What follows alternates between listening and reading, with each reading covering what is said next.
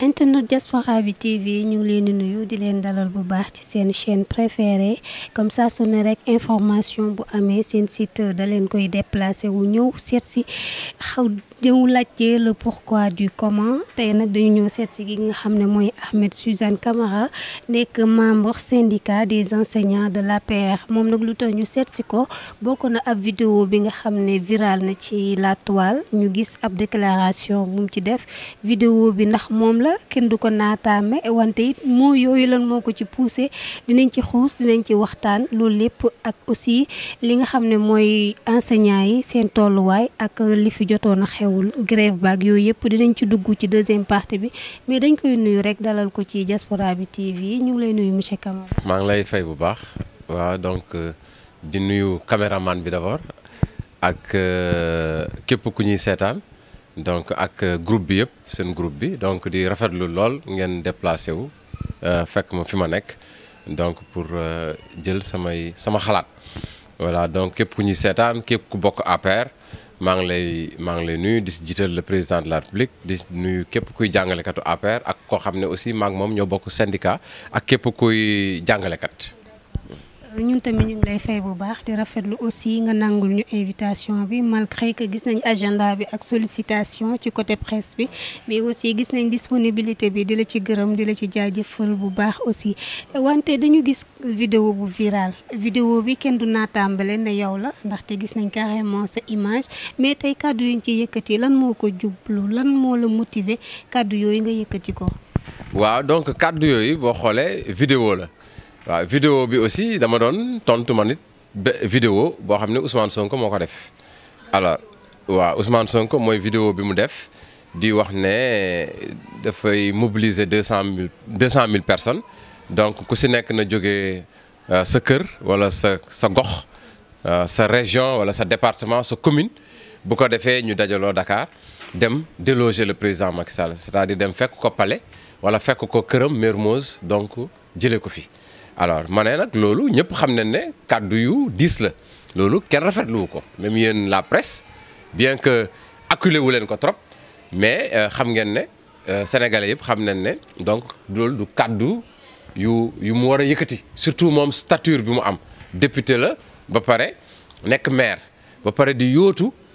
li gën a kawe muy président de la République du Sénégal alors donc ku mel noonu kon boo ko dénkee réew donc ça pose problème. donc déjà ñu ngi koy waxal ne nitu fitna la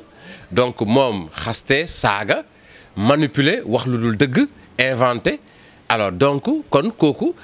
bu ñëwee ñu dénk ko réew moom lan lay def donc kon loolu mooy continuer voilà donc mattante bi gajjante bi alors te bu ñu la dénkee réew da ngaa war a liggéey réew mi am foo ko fekk nga am foo ko yóbbu nga xam ne keneen bu ñëwee tamit def lu mu mën alors donc bi loolu amee. c'est vrai que neen ku fayu lañ gis wala ku fayu lañ xam Sénégal malheureusement c'est ça mais comme moom moo ne œil pour œil dent pour dent donc te démb même seen manifestation bi wax na ko mu ne waxuma leen ngeen attaqué kenn mais ku leen attaqué leen ko ba pare yokk teg ci leneen bis c'est-à-dire que kon man fayu da ngay xool rek à la hauteur te pour mu am portée fayu bi wala ki ngay fayu mu yëg ko mais il faut nga xool noo ko rombee tuuti alors ensuite bi ma waxee ne Ousmane Sonko waratul dudd maanaam waratul nekk Sénégal biir Sénégal di lëmbe. waratul dund déjà moo boobu dafa diis waratul dund dañ ko war a faat loolu moo yoo xam ne yu ngande la parce que tey Ousmane Sonko aussi sortie yi muy def day attaquer carrément état mais it du ne rey leen wala génnee leen ko waaye rey leen yëkkateegu ko. waaw xam nga tey bu mobiliser 200 000 personnes pour ñu dem présidence de la République yow dalee leer ne dina am une opposition bu taxaw maanaam dina am ñu taxaw pour bañ loolu.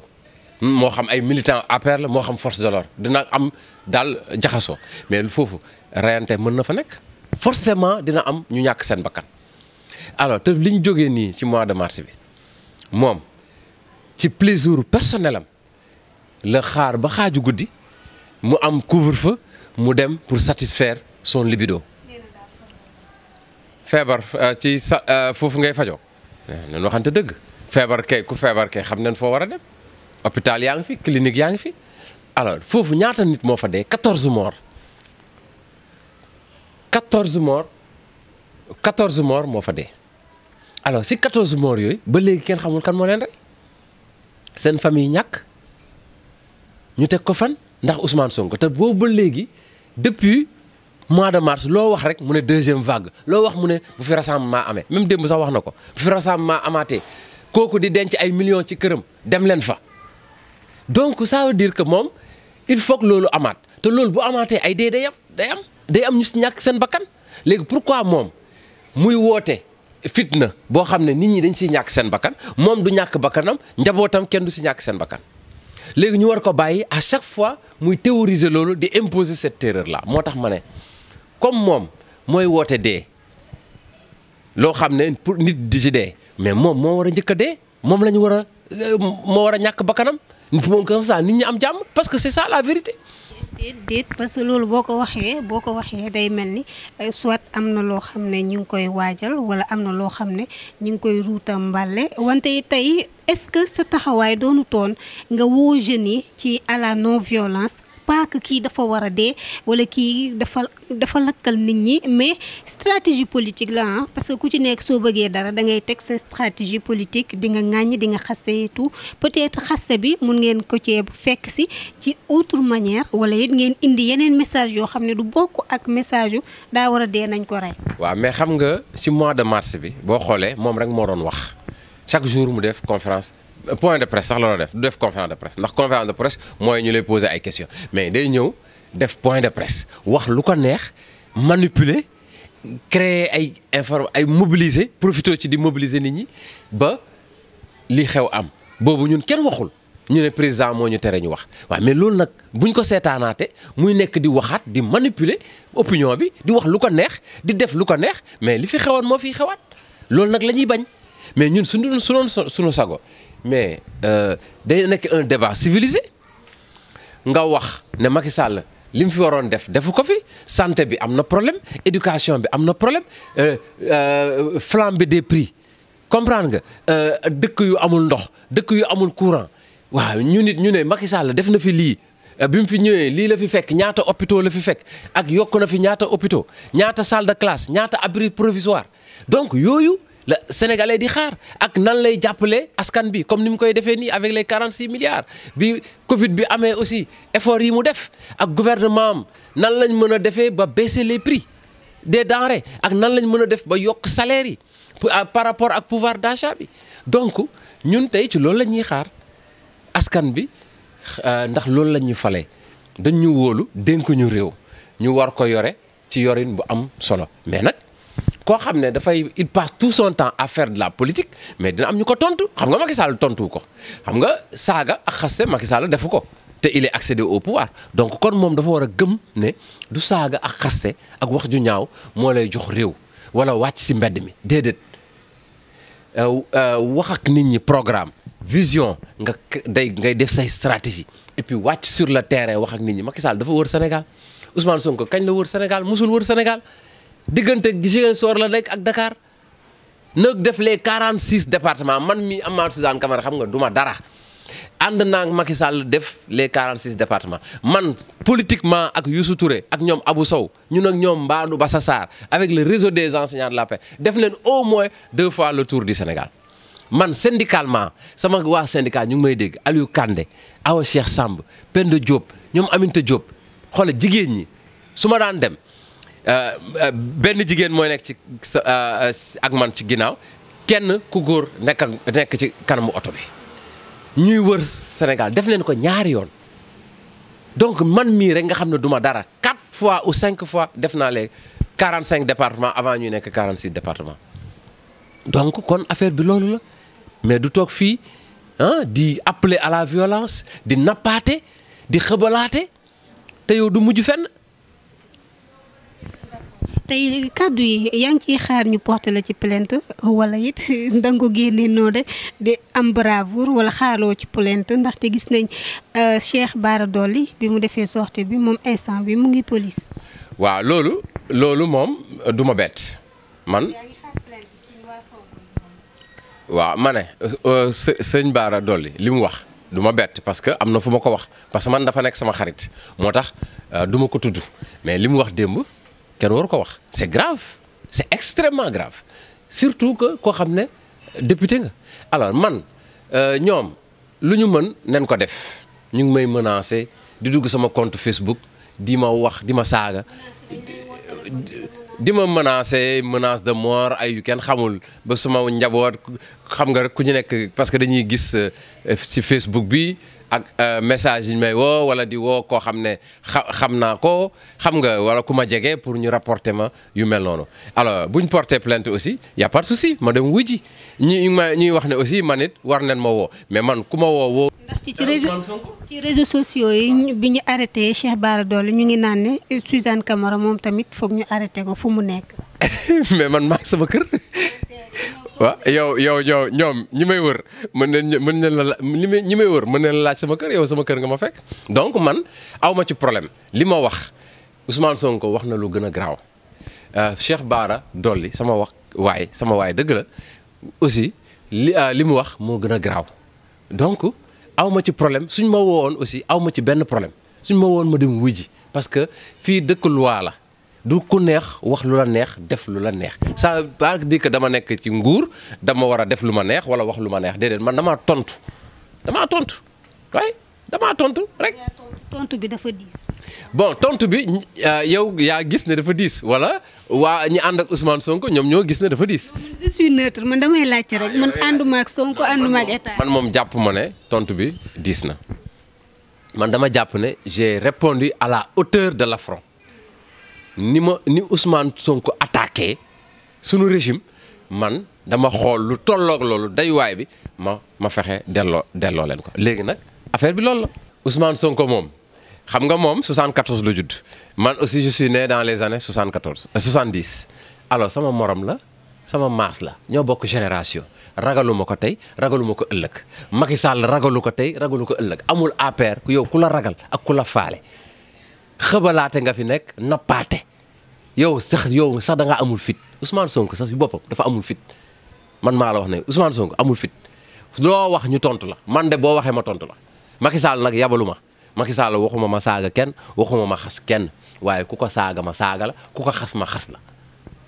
foofu la réew mi toll ñu jàll ci deuxième partie ak enseignants yi gis nañ ne seen grève bi dakkal nañ ko ba président Macky Sall ndàmpaay yim leen diggoon jox na leen ko tamit. waaw loolu moom am na solo grève bi metti woon na lool maa ngi rafetlu di jaajëfal jàngalekat yi parce que ils se sont beaucoup battus ils se sont engagés parce que ñun les responsables syndicaux mënoon nen di génn ay mots d'ordre te ñoom duñ ko respecté muy am ay défaillants mais ils ont été à la hauteur. waaw gëmoon nañ xeex bi te jàpp nañ ci parce que ñoom ñooy suñu doole ñoom buñ nekkul suñu ginnaaw ñun fit bi ñu am duñ ko am doole bi am duñ ko am légitimité bi duñ ko am ak légalité bi alors donc kon jaajëf yéen jàngalekat yi donc nii la alors liñ doon xeex nag lu am solo la wala lu jaadu la c'était des revendications légitimes du woon loolu rek nag ñu fexe yokk suñu salaire yi reclassement yeeg avancement yi rappel yi ak validation bi ak kii décisionnaire yi donc points yi bari na mais comme gouvernement bi am na jéego yu bari yu mu def par rapport aux revendications te revendication majeure bi moo doon ñu yokk salaire yi donc kon aussi il fallait que ñu dellu siwaat parce que aussi xeex noonu la rek doo ñëw di xeex ne lépp ngay amandoo donc am na ci loo xam ne lu am solo boo ci jotee mais da ngay demaat préparer waat defarwaat di regretter rek gouvernement bi li mu jot a fay jàngalekat yi ba pare dellu siwaat ci ginnaaw waaw parce que liñ doon xaar ci salaire yi virement bu njëkk bi jotuñ ci te teel leen alerte parce que sunu salaire mën nañ ko xam à travers solde maanaam 10 jours avant ou yu mel noonu alors biñ ko commencé gis ne li gouvernement bi waxoon defu ko donc am na lu manqué ci payoor yi donc teel nañ alerte mais taxul ñoom ñu rectifier mais après gis nañ bi ñu delloowaatee buum sa mboy ga donc ñoom tamit ñu reculer donc loolu tamit c'est salutaire parce que ñoom it mënoon leen def bras de fer alors te loolu du am benn njëriñ njàng mi mooy yàqu xale yi duñu xam ndax dinañ def examen wala duñ def examen parents yi aussi gën a jaaxle te parents yi aussi tal nañ lekk ak naan ak foo xam ne moom fa la ñuy dugal seen njaboot donc di féliciter le président Macky Sall et son gouvernement di leen ne aussi yoon bi nii la bu ñu gisee ne jafe-jafe liggéeykat yi moo xam jàngalekat la moo xam ñu nekk ci secteur santé moo xam ñu nekk ci beneen secteur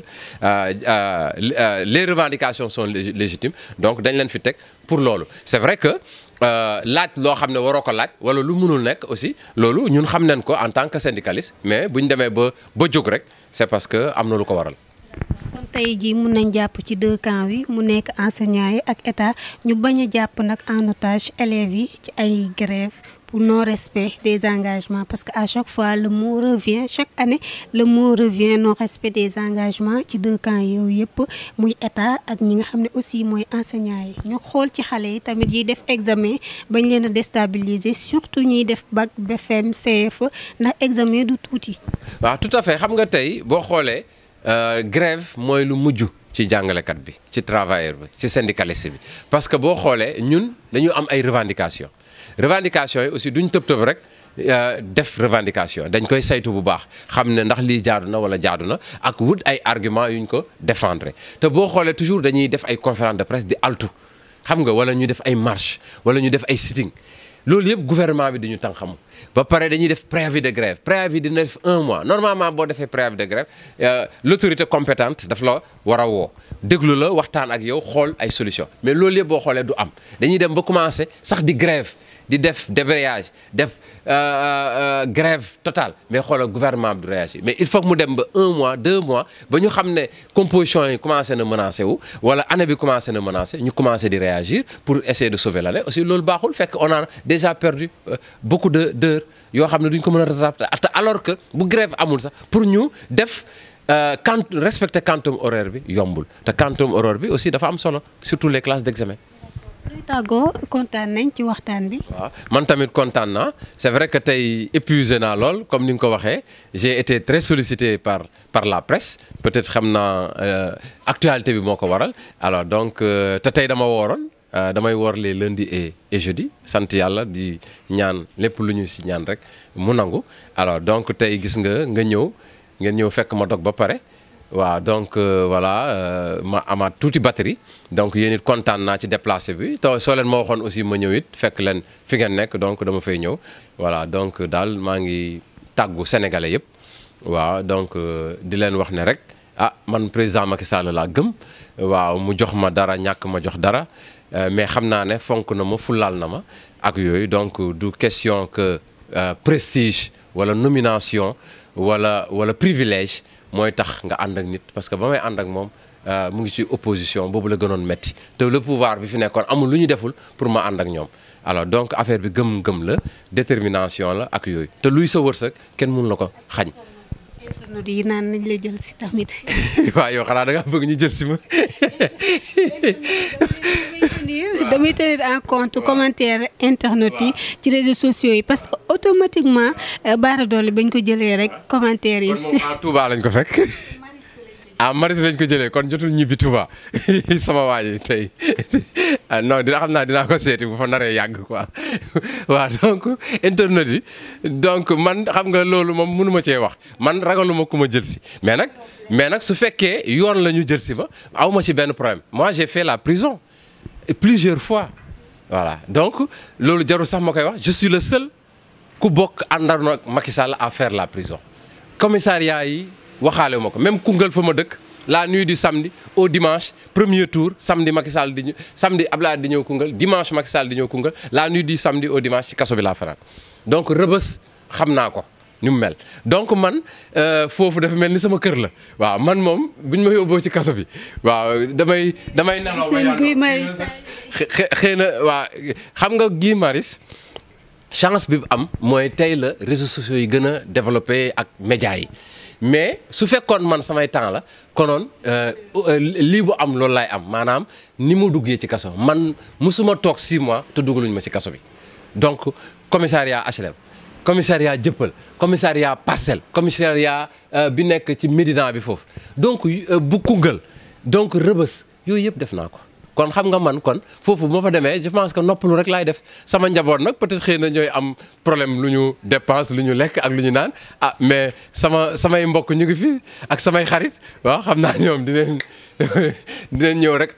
aw ma tey it xam nga comme jot ngeen xam kër gi yaa ak sama waay jot ngeen xam kër gi xam naa di ngeen fi doxantu rek waaw. daanee jàmm nag jàmm ci la lépp xëj. waaw voilà c'est ça. waaw maa ngi tàggu ñëpp di ñaanal ñëpp jàmm Sénégal jàmm rek a fi xaj. yàlla na fi jàmm yàgg ñu def élection yi ci jàmm ak salaam ku mën sa morom yëkkati ba ci kaw daan ci suuf waaw mais mu nekk dans la paix ku ci nekk am ay stratégie dem wax ak say militants mobiliser say ay moyens moo xam oto la moo xam carburant la amul joxe xaalis amul dara waaw donc ku la gëm yaakaar la votel la donc ku am nombre de députés boo am nga am di ñaan nag ñun suñu coalition ñun ñëpp ñu nekk benn. Choix dafa jafe le président Macky Sall mënuloon choisir ñëpp Koungheul rek y avait une trentaine de candidats donc ñun rek ñu ni neen mënuñu woon atte suñu bopp